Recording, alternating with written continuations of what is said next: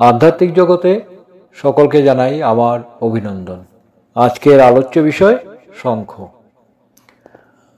পুরাণ অনুযায়ী সমুদ্র মন্থনের সময়ই উঠে এসেছিল শঙ্খ, যা পরবর্তীকালে স্থান পায় ভগবান বিষ্ণুর হাতে। কথিত আছে চন্দ্র, সূর্য ও বরুণদেব শঙ্খের একেবারে নিচভাগে অবস্থান করেন। মধ্যভাগে থাকেন প্রজাপতি এবং বাকি ভাগে থাকেন গঙ্গা ও সরস্বতী। তাই শঙ্খধ্বনি এই সকল ঈশ্বরের আশীর্বাদ পেতে সাহায্য করে। বিজ্ঞানও মেনে নিয়েছে যে এই পবিত্র শঙ্খধ্বনি নানা জীবাণু থেকে আমাদের শরীরকে দূরে রাখে। সাধারণত দু ধরনের শঙ্খ হয়ে থাকে।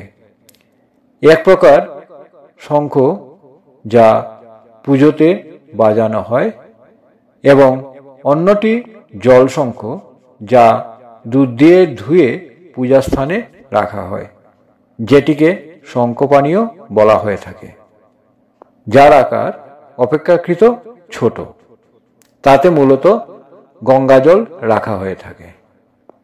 আমাদের মনে রাখতে হবে যে শঙ্খ বাজানো হয় সেই শঙ্খটি জল দিয়ে ধুয়ে আবার পুজোয় ব্যবহার করা উচিত।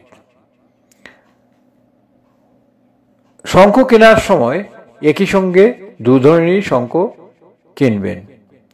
বাড়িতে সেগুলিকে অবশ্যই পৃথকভাবে রাখবেন, তবে বাজার থেকে এনেই সেগুলি ব্যবহার করবেন না। গঙ্গাজল দিয়ে ধুয়ে সেগুলি ঠাকুরের স্থানে রাখুন। চেষ্টা করুন যে শঙ্খটি বাজাবেন সেটি রাখবেন হলুদ কাপড়ে এবং অন্যটি সাদা কাপড়ে। এতে সংসারে শুভ শক্তির আগমন ঘটে।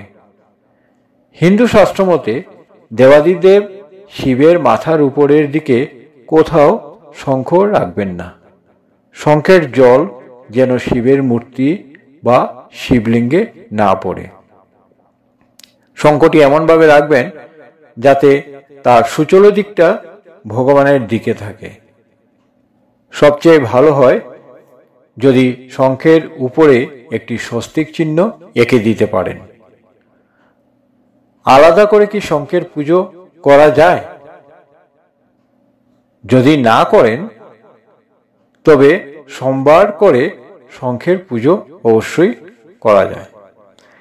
যে কোনো দিনই শঙ্খের পূজা করা যায়, তবে সোমবার আদর্শ। এতে সংসারে আর্থিক উন্নতি হয়।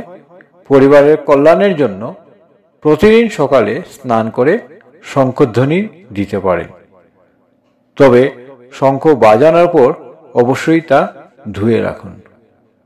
তাহলে বুঝতেই পারছেন স্বাস্থ্য ও সংসারের জন্য কতটা গুরুত্বপূর্ণ এই প্রাকৃতিক উপাদানটি। ধন্যবাদ।